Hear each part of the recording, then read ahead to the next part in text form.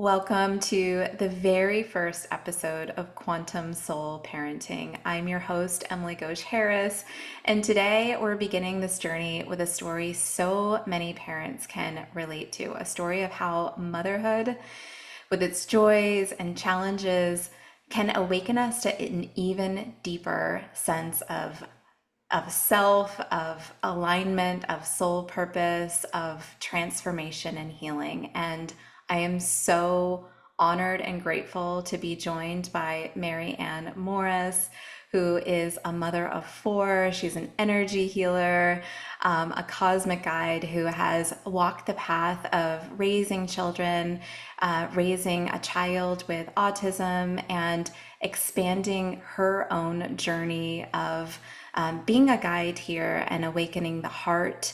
And there's just so much to explore through her own journey. So I'm just beyond excited and grateful to welcome you, Mary Ann. Thank you so much for being here. Thank you, Emily. It's so great to be here and so great to meet you.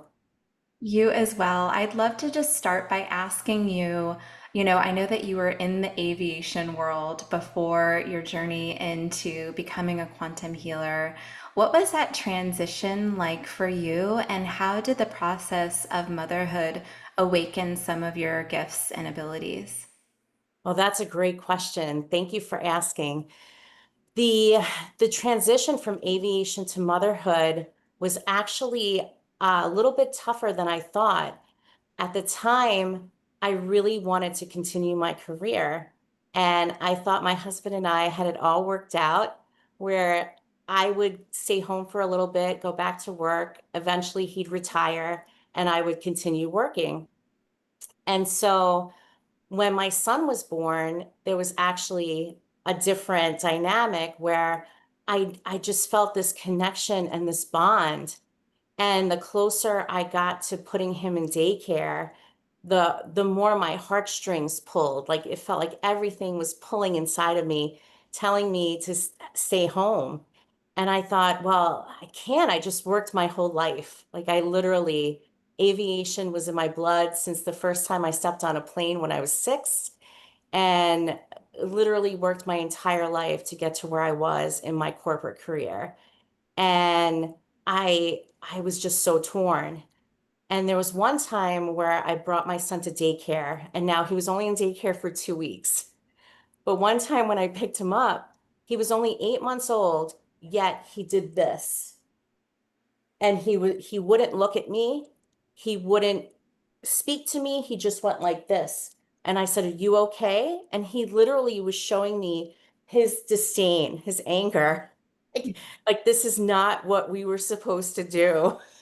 Telling me this by not not looking at me, not responding to me at 8 months old. And I just said, did this really happen? Does an 8-month-old child do this? And I'm driving home and I'm just saying to myself, okay, I know I'm supposed to stay home, but how do I do this?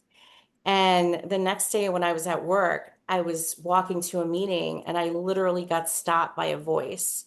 And that voice was a male voice, and it said, "Look, you're done here. You're done. You've learned everything you can here." And I said, "Okay, I know this. I know I've been blocking my intuition and not following it. However, this is still a big change." And it's like, look, you've learned everything you can. Just know that you have other learning to do. And so that night I came home and I sat down with my husband, and we actually worked it out for me to become a stay-at-home mom. And so that's how the story went. And there was definitely a transition in my body and my knowingness and who I felt I was too, in wanting to be a full-time mother, but also having that pull of that life that I had before in corporate America. I'm just sitting here listening to your story and in awe, and so much is resonating for me personally because, I'm the mother of a 15-month old. And, prior to having him, it was like, oh yeah, like I'll go to back to work, no problem. Like, and I get it. When you have a child, everything changes. And what you thought previously, maybe where you're focusing your energy, can easily change. And I just love your story of how he communicated to you so clearly at 8 months old. Yes, it was so clear. And I mean, I could hear him, but also I could feel it. I can, the emotions, the body language, everything. And from there, as the next few months unfolded too, I knew why. Like I could see, like I would watch him play, and he can put the toys together like nothing I'd ever seen. He would take his mirror from his little playhouse, and he's 9 months old on his back, bouncing light off the wall, off the ceiling and the walls. And I'm saying, do 9 month olds do this? I mean, I was kind of disconnected because I was much more corporate than I was surrounded by children at the time. So I just thought, well, I don't remember my niece and nephews doing this. Uh, but this is really cool. So I was actually getting into it. I'm like, this is really neat. So he would show me things like that when he was younger, certain things. But then I also noticed other things where he didn't move like I thought other kids did. He was a little delayed in, let's say, crawling. And there was just something that felt off. He always needed movement to sleep. It was hard for his body to kind of calm and regulate down. Though he was always very happy. That's one thing. He always had a smile on his face. Very rarely was upset. He was just a very, very happy child.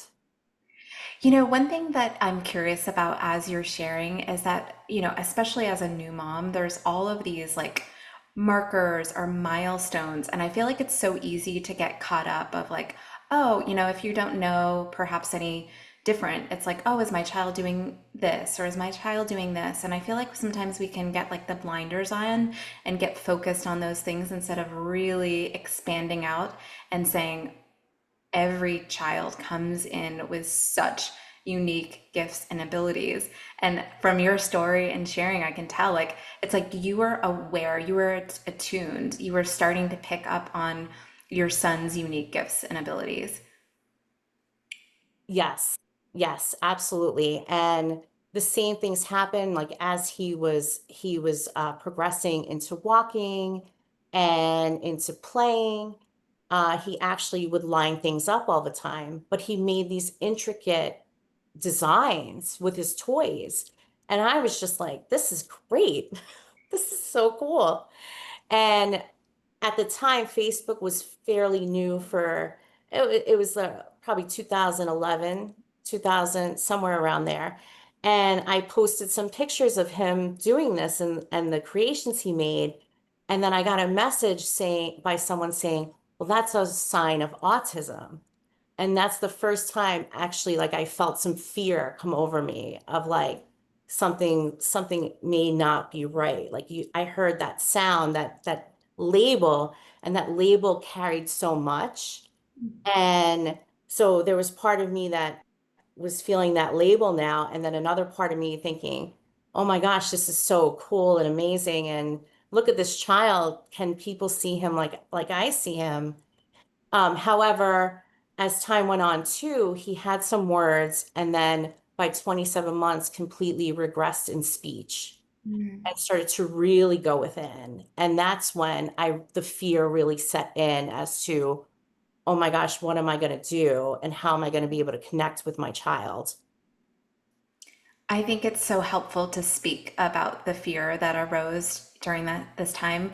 I mean, now I feel like we have the telepathy tapes and there's so much more that's coming into consciousness with autism. And but also I'm sure like the feeling of how are we going to communicate, these normal questions that arise as a parent. And I'd love if you could just take us through like the early moments and how you navigated. During those early moments, it was pretty emotional, I will say. I mean, extremely emotional. The day that he found out that he was diagnosed with autism was also the day that I found out I was pregnant with our third child. So there was like those feelings and emotions of so many different waves. And really, what I came back to was prayer, was really the deep centeredness I had, that I knew, okay, everything happens for highest and greatest good. What is my highest and greatest good in all of this? And am I seeing this? Like, I started to really dive a little more into those vibrations of fear, of the unknown. And the piece that was the most compelling was that unknown space. We always think it's something else, but it's the fear of the unknown. And I could feel that taking me out of the present moment, where then I was jumping into creating therapies, creating like a 5 day a week therapy schedule for my son, going out of state to different people who were deemed as like top in their field to help me assess him and his skills. And the ones I chose really did assist us in ways that helped really teach me about the body. And I always say, I always knew every piece of an aircraft, every part, every inch, but I didn't know that about the human body. And that's what he was teaching me at the time, too. And I learned something, what you can do with your hips, you can do with your lips.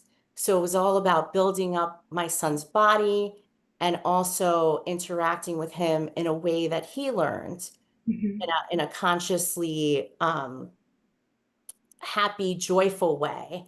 And sometimes it was hard because I'm like, I'm not feeling very conscious and joyful right now with all of this extra added stress on my plate, or the unknowns, or what I felt were the unknowns at that time.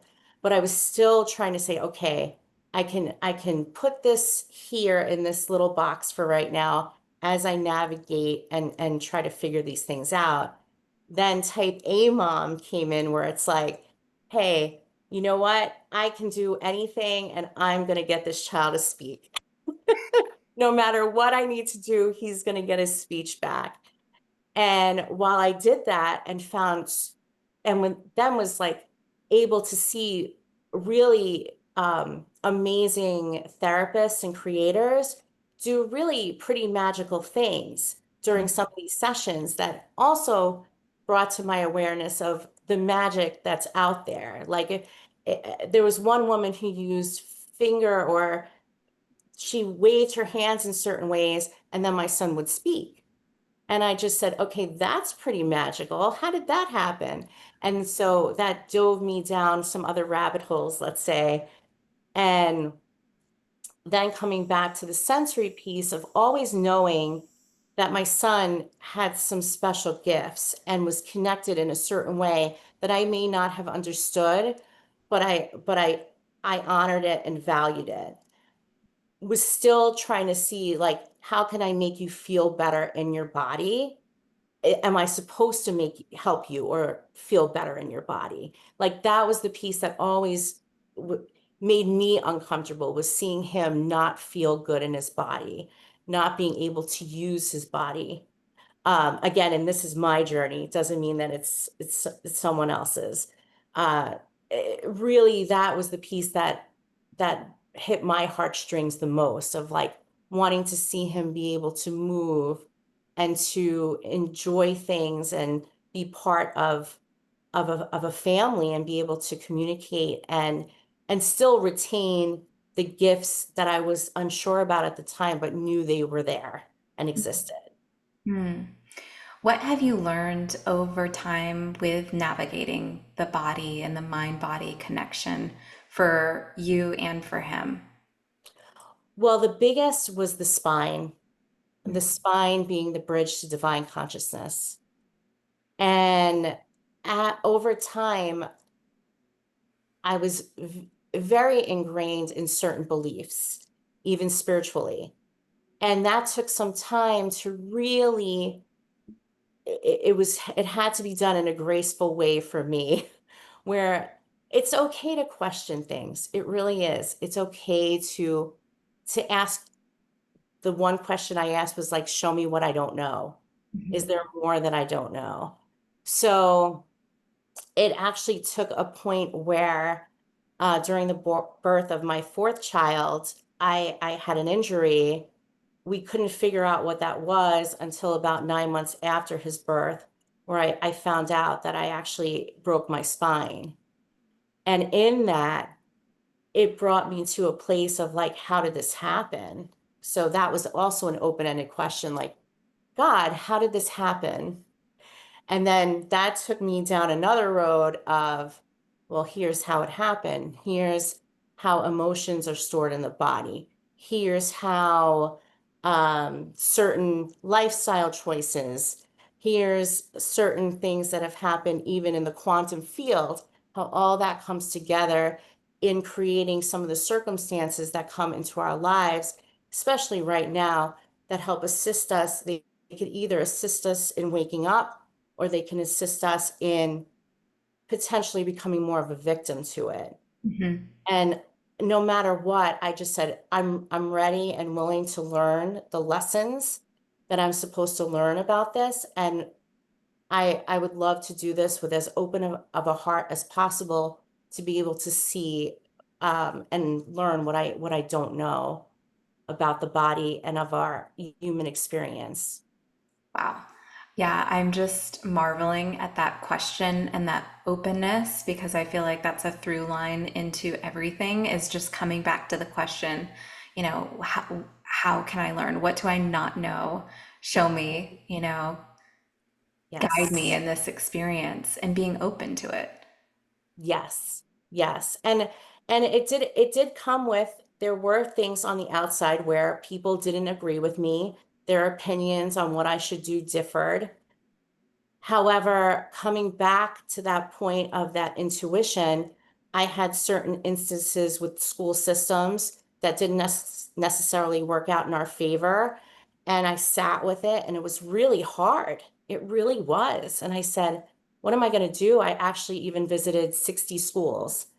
And I said, none of these are going to help him get to where he needs, but then also help us be calm and be like a coherent family where if he's experiencing trauma on a daily basis because people don't know necessarily how to work with him, that's going to flow into our lives. And that's something that I prayed and I said, please let us find a place because I know I have four little kids now. There's no way that I can really, I know I'm not built to do this right now, to teach him at home. And so we wound up finding a school based on rapid prompting method by going to a camp in Wisconsin right after my niece's wedding, which was also in Wisconsin. And I happened to see a child at this RPM, rapid prompting method camp. He was there all day, and the teachers were fawning all over him, and I was just in awe. And I said, is there a space for my son? Like, could he possibly come here because this is what he needs? And sure enough, she's like, absolutely, we'll make a space for him. And so then I said, okay, now let's go home and let's figure out the next steps with my husband, uh, relocating, getting our kids in school. And believe it or not, everything flowed so smoothly. Wow. Wow. And everything happened in the right timing, perfect timing. Wow, that's amazing. What strikes me so much about your story and journey is looking at so many different schools and feeling in your heart, this is not it. This is, and still just continuing to trust and continuing to, be determined to find something that was in alignment. Yes. And I love what you shared before too about the body and the emotional connection and really like seeing that and experiencing that on so many different levels. I feel like that's such a profound realization is to recognize how the body keeps score, how, our emotions are, impacting our physical state of being. And Mhm. yeah, just so much that you've navigated And I know in the beginning, before we started recording, you shared that your son has helped you to awaken your heart. I'd love if you could share how that has happened and how that's unfolded for you. So first, after I had the injury to my back, that was about 2018. It was so deep that it brought up so much in me that I didn't even know where to go first. The first thing though that I was led to was chiropractic. And that was such a help and assistance. And as I kept getting adjusted, I kept feeling my nervous system open. I didn't even know what a nervous system was or did at the time. And I could just feel like certain gifts awakening and certain just sensations and feeling coming back. And how I said, wow, we're supposed to feel. We're not supposed to just stuff everything. And actually, at the time before that, when my son lost his voice, he actually had these letters, they're bath letters the ABCs. And and he wanted so many of them. He kept asking me, like pulling me to buy more and more and more. So we had about, I don't know, 12, like a dozen of them, dozen ABC, A to Z's. And my son would start spelling words. So he couldn't speak. But one of the first words he spelled was trash, Trash. And at the time, I'm like, trash. Like, why? Like, it's the first time he spelled a word doing this. He's not speaking. And I was just trying to wrap my linear mind around that. And over time, he showed me how symbolic that really was. And that was really surrounding all the extra baggage we carry as humans when we're in this third dimensional field, Mhm. and how easy it is, and to be really gentle with ourselves about that when we're going through it. Like not to judge ourselves, but just to realize everything that's thrown upon us and the things that we ingest are things that will be in our fields and that can weigh us down. And so he was showing me the symbolism, the deep symbolism of the things that he was doing. The time when he was lining up his toys, how I was thinking that was so radically cool. And then another person was then telling me, okay, this is a sign of autism. He was then showing me the deep symbolism in that is the linear thinking, the linear reality that we live in, and how him lining things up can trigger people.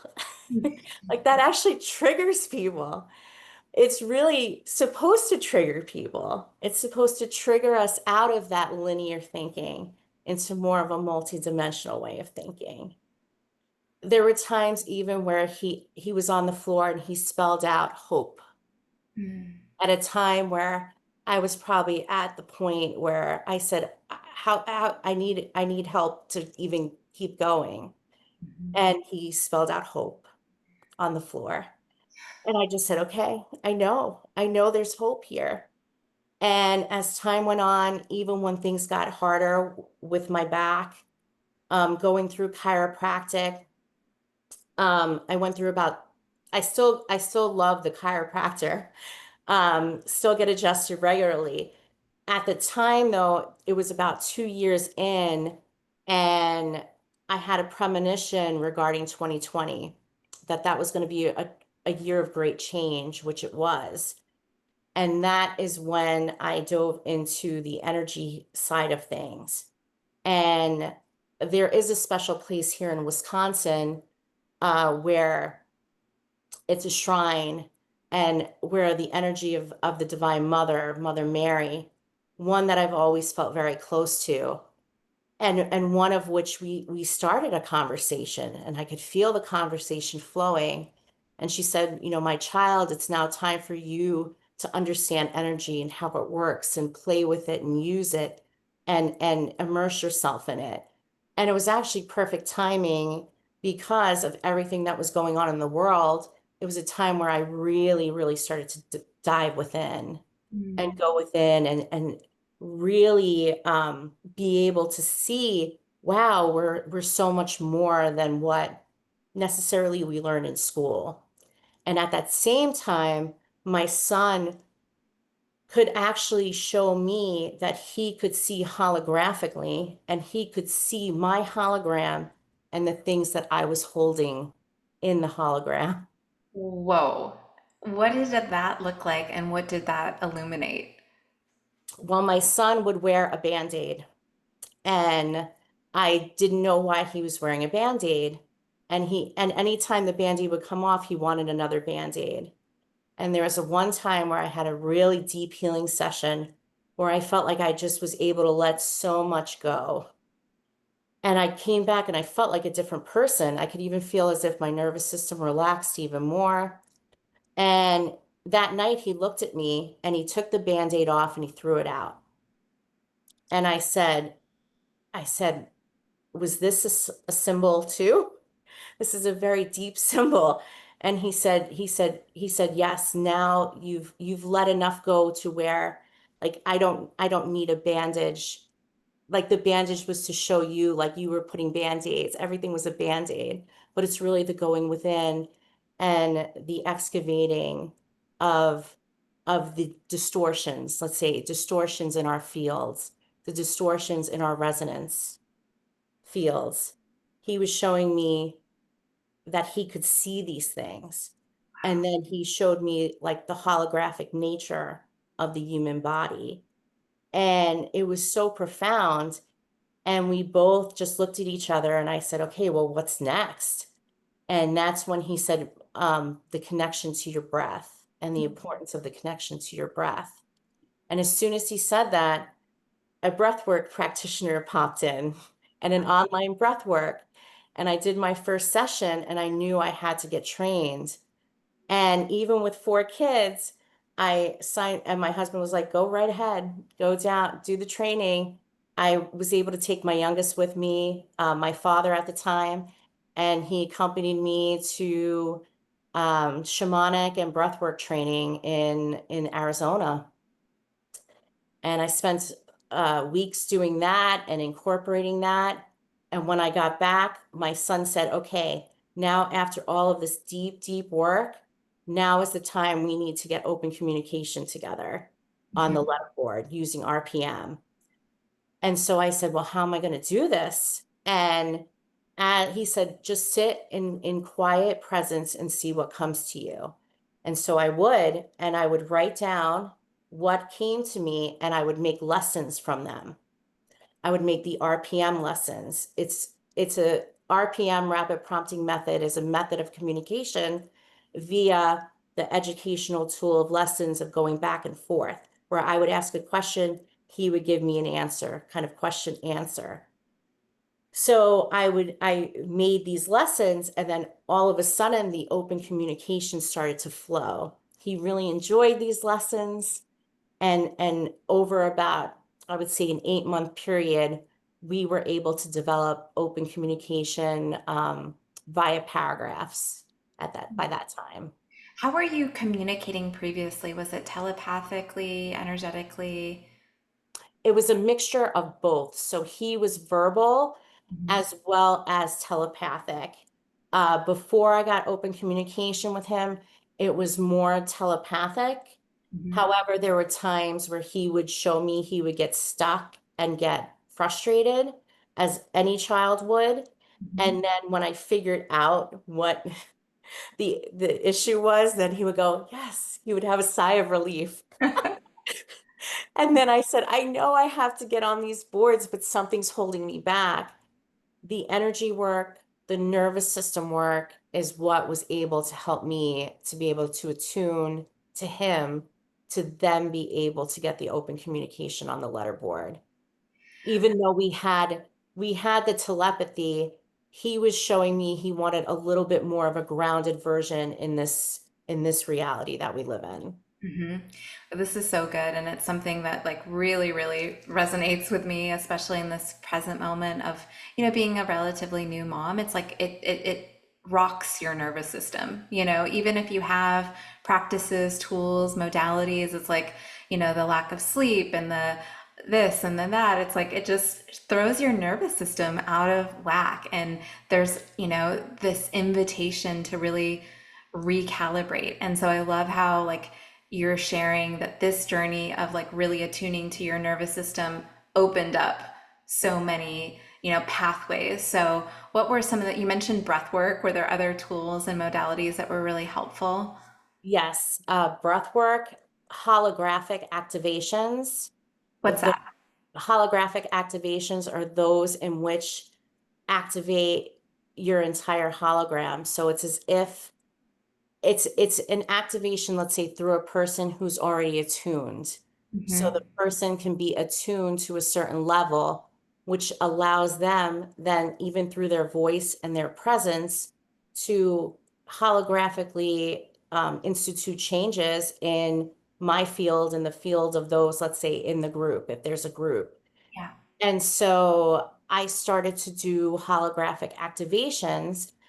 And at that time, that really started to open me up more to the holographic universe, how our bodies are connected in ways in which um, they're not solitary. Let's say, like you go to a foot doctor or a heart doctor, like the liver is connected to the eyes, all the different ways in which we're connected.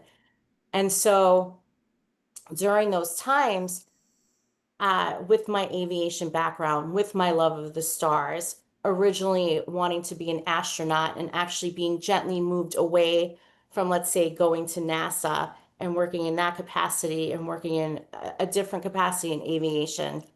My love for the stars always existed. So during that time, too, in these holographic activations, I was able to connect with, let's say, my star family, my galactic family, and realize, wow, this really is I'm starting to really remember, like, this wasn't just a coincidence that I was in aviation. It wasn't just a coincidence that I love the stars.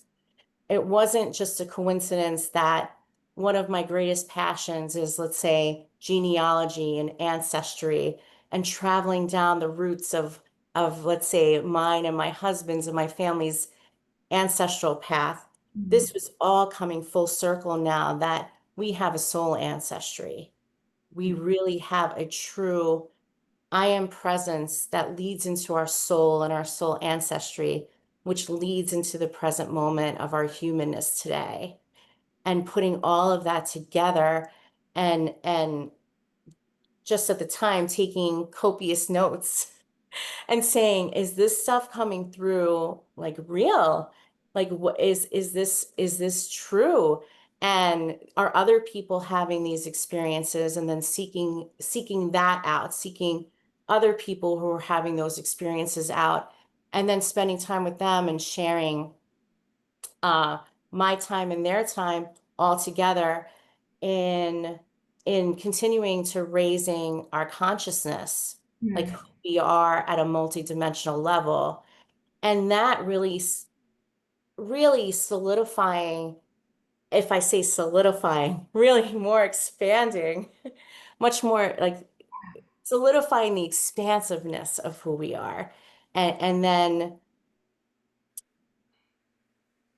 really coming into the purpose of why we're here, who we are, who we're meant to be, leading from the heart, being the human we are from that heart center, and the power and the wisdom that comes from a healed heart. Yeah, it makes me want to cry. It's so beautiful, the journey, and I feel like the word bridge just is coming through of you being such a bridge from different realms and coming from aviation, which, is much more in this, perhaps third dimensional realm and, logical, and then to go on this like twisty turny path of like the heart, which is the heart, is not linear, and open to that and to trust and to, yeah, there's just so much to your story and journey that feels so expansive. And it's a journey of trusting, and it's the journey of connecting beyond what can be seen and quantified in like this way that we kind of like to or tend to put things into boxes, and realizing that our existence is so much bigger than that. Yes, exactly. Exactly. So beautifully said. And to come into that knowing, but then that it also could be a little bit lonely at the time where if you think, am I the only one experiencing this? Hmm. But realizing over the last few years, so many more on this planet are experiencing the same thing, and we're able to come together and grow. And what I love about it is that it takes us out of these relationships where we're looping on stories or looping on gossip or what ifs. And Hmm. we can make decisions at a higher level, like even a decision where I had to make on some of my children's activities. I didn't want to look at it as, oh, this this seems like it's going to be something that's really hard or too hard on our family, so we can't do it. I wanted to look at it as, okay, if we do this and if we do this in this manner, how's this going to affect my body? Hmm. If I need some help, can I get the help to make this happen for my child who really enjoys some of the activities she loves to do? Okay, great.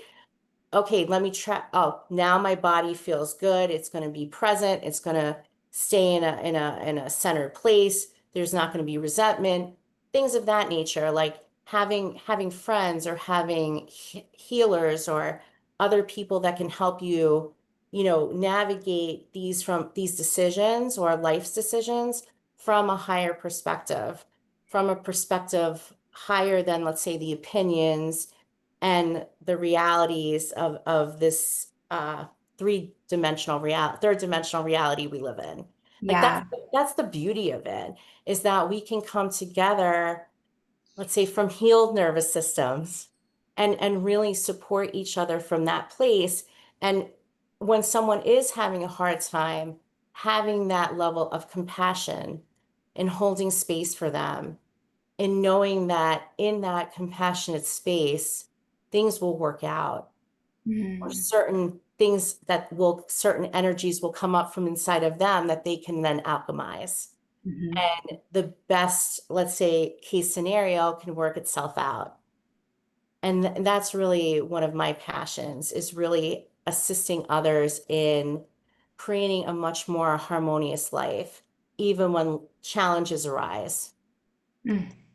It's so beautiful, and I love that you bring through around community, because on this journey there can be so many questions, and there can be, I feel like there can be times where it does feel lonely, and you maybe are going through challenges. And I feel like we're navigating a time and space where so many systems are being reimagined, re envisioned. And it's helpful to connect with other people on this path that, perhaps are seeing it from a broader perspective or lens of awareness. And you mentioned before we started recording about some of the communities that you're leading and guiding. I'd love if you could just share a little bit about those as a resource. Well, one of them is called the Atomic Success Secrets Group, and it's for healers that meet 5 days a week, so Monday through Friday. And we have an hour each day, and it's a group setting where we can go within and feel and be in presence. And everything is in that now moment from that place of the heart. So every moment, past, present, and future, when you drop into that heart space, is right now. And the beauty of that is whatever shows up, there doesn't need to be a story. We just need to feel it.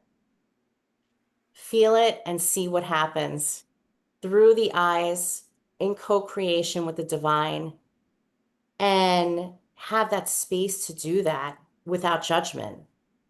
And so there are four of us that do this. One person works the group twice a week, and the rest of us take 1 day a week. And each of us has a different style. However, we're there in our full presence. And Mm, in that, the shifts take place. And we can see people. The beauty of this group to me is the nervous system practice, mhm, is the practice of doing this in being able to go within, in feeling, let's say, any triggers or challenges that are arising, noticing where you're feeling that in the body, and then seeing what shows up and observing it with love. And in all that, in the group setting, it amplifies the energy and helps you to really alchemize it a lot quicker. And then you realize, oh my gosh, I'm learning so much about myself. I mean, we could either take it deep or take it light too. Like, wow. I mean, I could go deep with certain things that came up for me. It was like, whoa, where did that come from? But then also kind of laugh at it and take it very lightly. Like, I'm glad that's not in my body anymore. yes, this Or I'm is glad I'm true. not carrying that around with me anymore. And then see how your awareness shifts, see how your consciousness shifts from Mhm. there, and then see how your life shifts. And just notice some of the biggest triggers that you have are your could be your biggest awakenings. Mm. And that's been I mean, I've lived and walked this path. I was part of this group first at a time where all of these things started to happen, lots of change, even during my healing path and energy, all the learnings I've done on the energy side. If I didn't have that group at that time, I don't know how I would have been able to continue on the path of growth and learning without having that daily support, Yeah. especially at that time of great change. And that was about 2 years ago. And it's a wonderful feeling to be able to see people see things in a new light, feel things in a new light, experience things in a new light. So many ingredients for alchemy that you've shared, just to be seen and witnessed in a space of compassion and non-judgment and going into the emotion and not letting it, define you or get the best of you, but just to be open to it, and feel it is so profoundly healing. So I love that. And I believe that you also offer private sessions as well. I do. So I offer uh, a variety of sessions. One in which is the most popular is both Earth and Galactic Akashic Records, healings and readings. Mm, And I love to have both together to assist in what wants to be alchemized at that time and to make more room to bring in more divine light, which then also helps to alchemize the gifts. So, one of the things that I absolutely love to do is to bring in the frequencies of the gifts that a person has from the various lifetimes that they've had multidimensionally and assist them in embodying that at a greater level because we've come with so many gifts. And I always say to my son, like, thank you for giving me the gift of allowing me to be able to feel like, to be able to learn what it is to put myself aside and to be able to access the Akashic records and to be able to flow wisdom and information through and frequency that can really assist others to help them embody more of who they truly are at a soul level, at an I am presence level, mhm, and then to be able to see some of these new, let's say, new realities that are coming in, some of these gifts that are at a higher vibrational level that may not be done on a wide scale now, but that leaves the imprint of it's here, it's anchored into the earth, and now it's going to spread into the consciousness. yes. And what's so beautiful about it is that most of the people will say, oh, I had an inkling of that, or I work in this capacity, or I've done this. And when it comes in at such a profound level, it leads them to then say, I don't necessarily have to leave my job yet, but I can explore these things. Mhm. Or, okay, I've explored these things now, and now there's a shift in my life where I am able to leave some of these other careers and go into something that's more at a higher vibrational level or at a different vibrational level that will assist in this new gateway that we're in.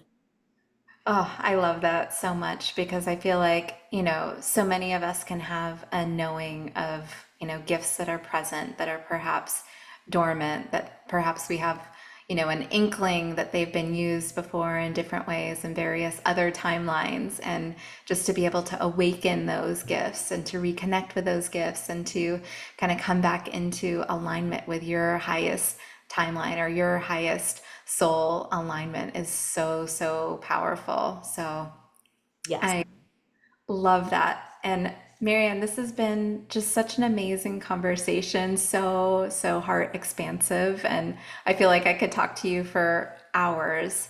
I'd love to just close by asking you if there's any final words of wisdom, anything that perhaps we didn't, touch on directly in our conversation that you'd like to share with listeners. I would say trust your intuition, go within your heart, know that you have support. There's support now at a level that maybe wasn't available even 5, 10 years ago, that is now from an energy level, from a heart-centered level, from a way of feeling into the body and becoming more aware of who you truly are and the gifts you carry, and that there's always hope. Just like my son wrote out, there's always hope. And where there's hope, there's an opening. And that opening can lead you down paths for your highest and greatest good and for the highest and greatest good of yourself and humanity as a whole. And to know that you're always guided, always loved, always supported. And the more we do this work, the more we do this work together, the more we connect in this type of community, the more we can open our hearts and activate these dormant gifts within us that will radiate light like we've never seen before. Yes, such beautiful words of wisdom to leave us with, and lead us with. Thank you, Marianne, so, so much for your grace and your heart and your wisdom. I've just loved this conversation. And for everyone listening, thank you so much for tuning in to the very first episode of Quantum Soul Parenting. If you've enjoyed this episode, please share it with a friend, somebody who may benefit from this conversation, and look forward to seeing you all next time. Thank you, Emily. It Thank was you so so great. much.